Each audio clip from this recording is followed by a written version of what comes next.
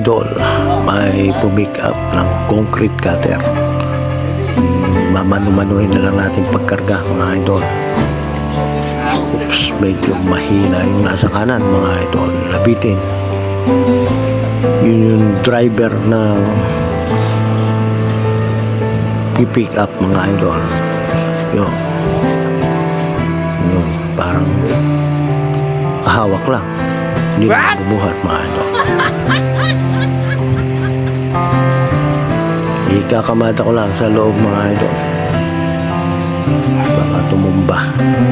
Ako na magkakamada para sigurado mga idol.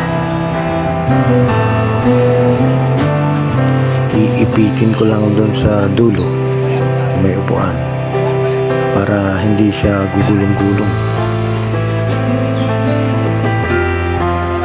Malapit lang naman ang pagdadalhan nito mga idol. Ayos, thank you mga idol.